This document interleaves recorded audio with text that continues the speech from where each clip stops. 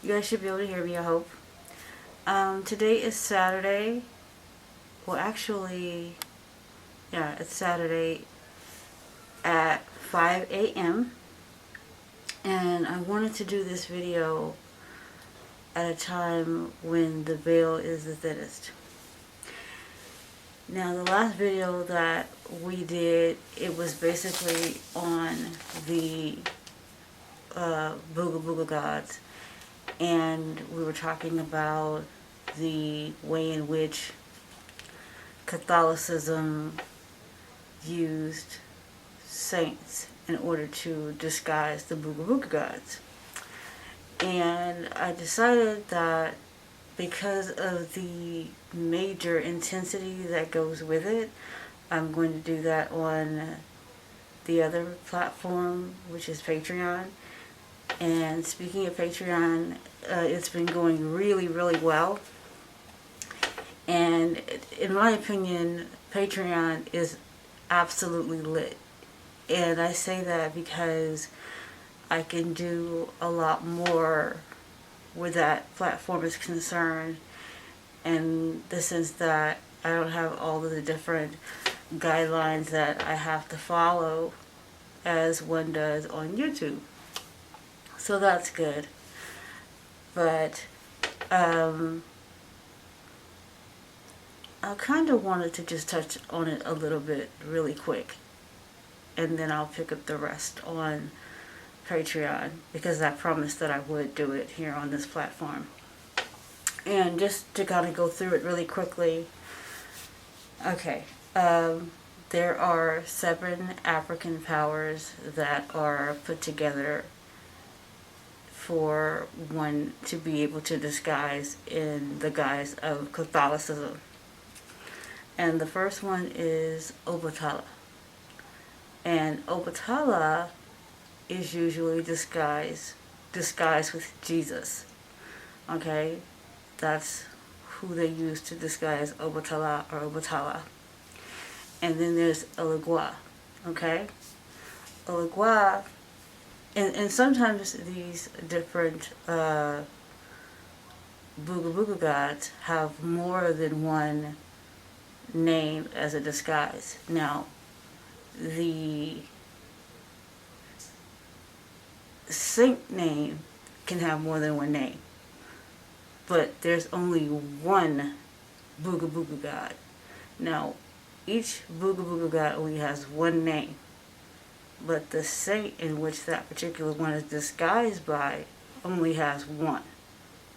I'm sorry, the Booga Booga god only has one, but the saint in which it's disguised with can have more than one, depending on who is doing the narrative.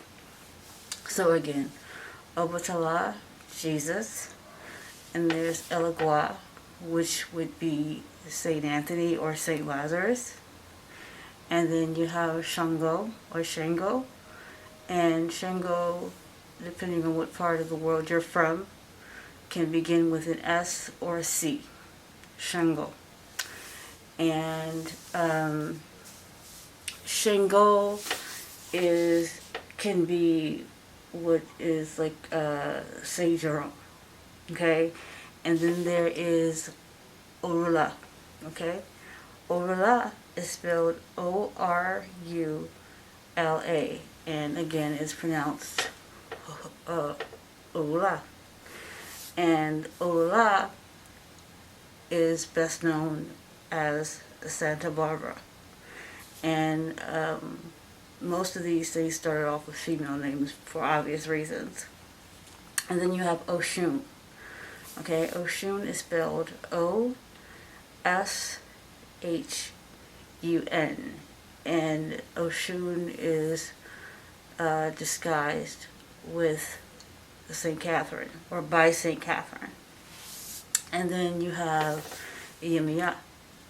Yemiya is spelled Y-E-M, Y-E-M-E-Y-A, Yemiya. And Yemiya is what we would know as the Black Madonna. And how these different Booga Booga Gods and Saint of Catholicism Powers work, I'll go into in depth on the Patreon channel, again for obvious reasons. Now, because here recently I did a video referencing the fact that I wasn't feeling well because I had some issues and I just wasn't feeling 100%, and I didn't want to bring to you all a sub-quality video, so I just put it off. But unfortunately, well, I'm not going to say unfortunately, as things would have it, it happened during the end of the month. And with it happening at the, or towards the end of the month is the new moon going into a full moon, because you have to complete a full moon. And then once the full moon is completed, it transitions into a new moon, which is the first part of the phase or facet of beginning of a new moon to complete itself once again. Okay. Generally, during a new moon, people often go to the beach. Now, the thing of it is that not everyone lives near a beach. I'm very fortunate to live in California, which is near the Pacific Ocean. Now, just because you live in California doesn't mean that you live near a beach. Fortunately, I live near the Pacific Ocean, very, very close to the beach. And you go there and you can find people there at night doing their rituals. Now, here's the thing.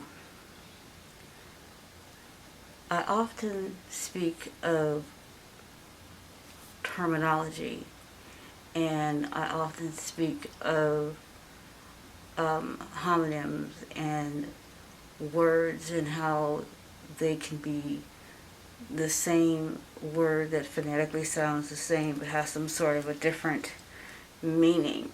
Okay?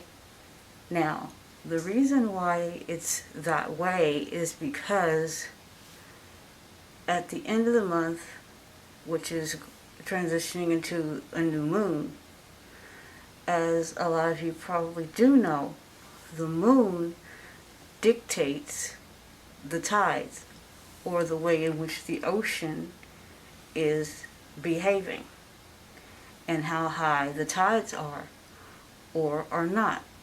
Okay? Tide being high is T-I-D-E. That's the tide rolling in and then the tide rolling out. Now, again, that's spelled T-I-D-E, the tide. Now, again, when you consider the Bible has a lot of code in it, a great deal of codes. And with that, you hear about tides or giving tides, T-I-T-H-E. And that's the game or the trick or the way that they're hiding or guising it with a ruse in the Bible. Okay? So the tides roll in and then they roll out again. So the tides go in to the ocean and then they come out. Okay? And it's always bigger when it comes back than it is when it goes in. Okay? So remember, the ocean tides, when you watch it, it's always bigger when it comes back than the tide when the tide rolls in. In fact, you can never predict it. It can be just like a little, if you've ever been to a beach, it can be just like a little wave going in, a little tide going in, and when it comes back, it can be huge. But it's always bigger coming back than it is rolling in. This is important because that's a metaphor for the tides that we give. Whatever you give, just like the tide rolling in is smaller, whatever you give It's always going to be bigger when it comes back, just like in the tide of the ocean. Okay?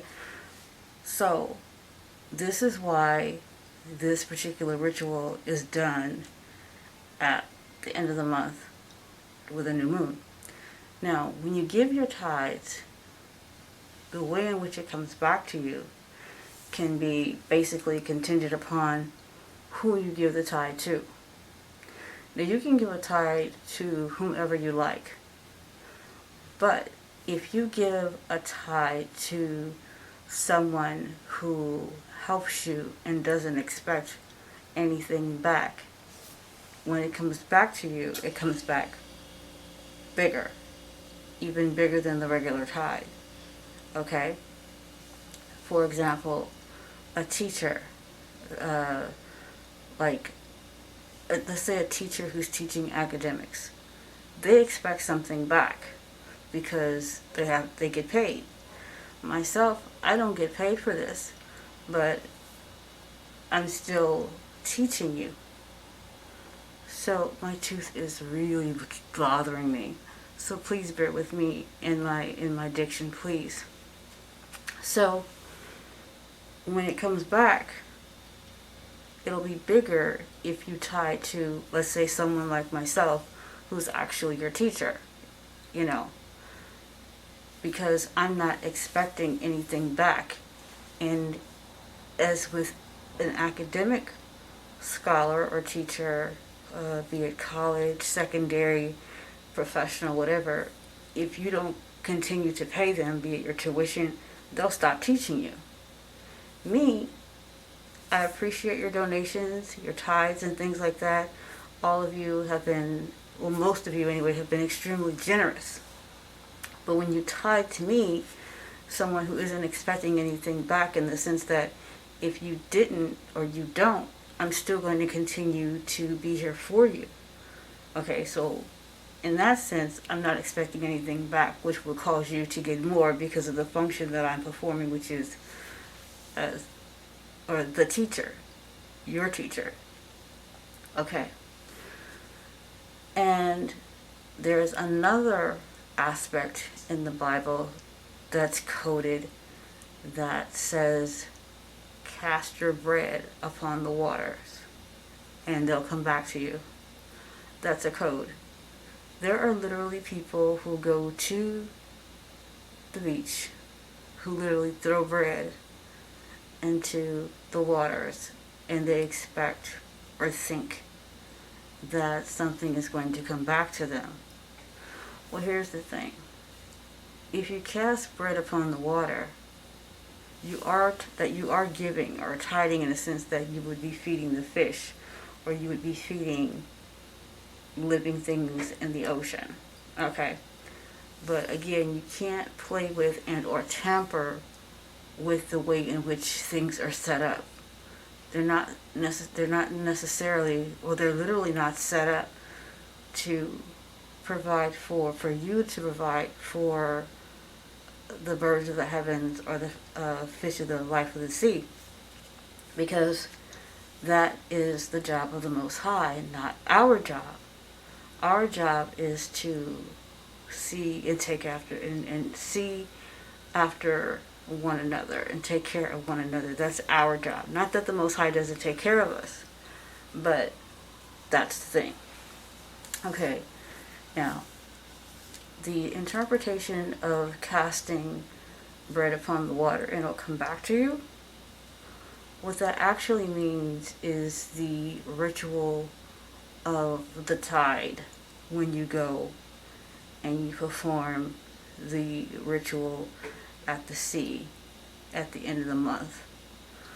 And at the end of the month, if, let's say me, for example, I get tithes from you. If you give me tithes at the end of the month, then I'll go to the ocean and perform the ritual so that you'll get the tithe that rolls back in a larger way for you. Okay. Now, if you're not giving me personally anything, then I don't have anything to go and perform this ritual with. But so far, the people who I've talked to have been extreme. They've gotten the abundance when it comes to that. So, that's what that is. I also really wanted to talk about a couple of other things. One in which is I have these things, in my mind, and I'm trying to remember. I have my glasses, but I don't guess I need them. I have something here. The generations, this is another code in the Bible which reads that the generations grow weaker but wiser. Okay? The generations grow weaker but wiser. What that means is, literally, as the generations of offspring comes, someone's children, their grandchildren and great-grandchildren, as the generations continue to go forward, they, according to this particular scripture and or verse, will become physically weak, but they'll become wise. And wisdom, in this particular sense, will satisfy the strength that they don't have, which takes us to that saying that I'm certain that most of you have heard in terms of I want to get it right. It's the battle of the fittest, or the survival. I'm sorry, not the battle. The survival of the fittest. Okay? Because at one time it was the survival of the fittest would always prevail. Okay? But now it's become the survival of the wisest. Because if you're wise enough, according to this particular philosophy, then you would be able to outsmart someone who's stronger. Okay? Meaning the generation is growing wicked but wiser. What does that really mean? Everything is a cipher, and everything has to come back around. Okay? Everything that goes around has to come back around. Meaning, okay, at one time there was nothing but women on the planet. Okay? So because the generations grow weaker but wiser, in a literal sense, let's say a man in 2020 would be far weaker than a woman, let's say, in the 16th century. She'd be far stronger than him. Or back in, the BCE, before the Common Era. They would be far stronger than a man right now. Proof of that lies in the fact that any scientific study will support what I'm saying, which is the fact that as each generation comes, they tend to lose testosterone. Now, both women and men have testosterone, but a certain amount of testosterone makes one a man, and a lack thereof makes one a female because of the estrogen levels. So with that, as the generations are going by, every single generation has less testosterone than the generation before them. So every man is weaker than his father. Now let's take working out, lifting weights, and all that out of the picture, because strength is genetic. Okay? The gentleman from We All Be, he's from Memphis, Tennessee. He told me that the term for that is called cockstrong, is what that would be called someone who's really strong genetically, but they don't do anything in particular to work out. They're just really strong. So that's what Ron shared with me, that's the term for it. But anyway, so the generations are getting physically weaker because they lose testosterone as they progress. So now let's look at this thing literally. What's going to happen? Or, I mean, just common sense. You don't have to be, a scientist to figure this out. You just don't. Because the generations are growing weaker, with every generation they're losing testosterone, well, what's going to happen eventually? Eventually, given this science, that it continues the way that it is, that would have to mean that at some point, everyone is going to revert back to a female, going back to what it used to be. Everything has to revert back. That's just the law. That's just the law of nature. That things have to come back the way that they were. They have to come full circle. Period. Okay. Now, I think, I'm not certain, but I believe I talked about this before,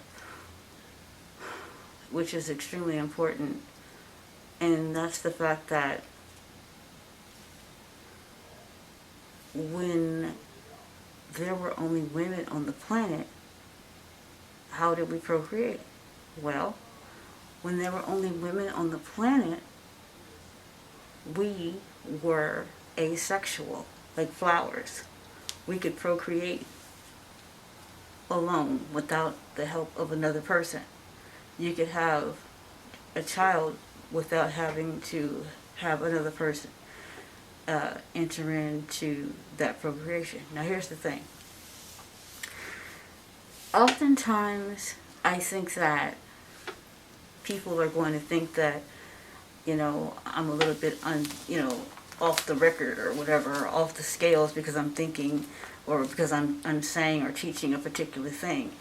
But I find it very strange that here lately, well, not here lately, but when I tell people certain things, it surprises me that they aren't surprised at what I'm teaching them or what I'm saying to them.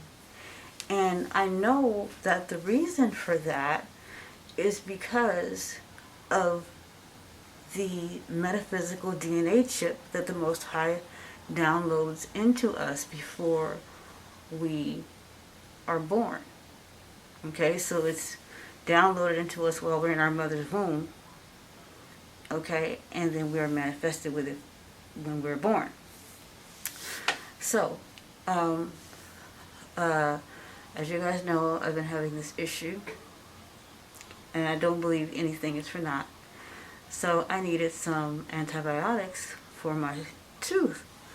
So I go to my regular pharmacist, right? So I get there and I'm at the pharmacy, and the pharmacist and myself, we have more than just a fiduciary relationship. We're actually friends. So we're there and we're talking and whatnot, and they're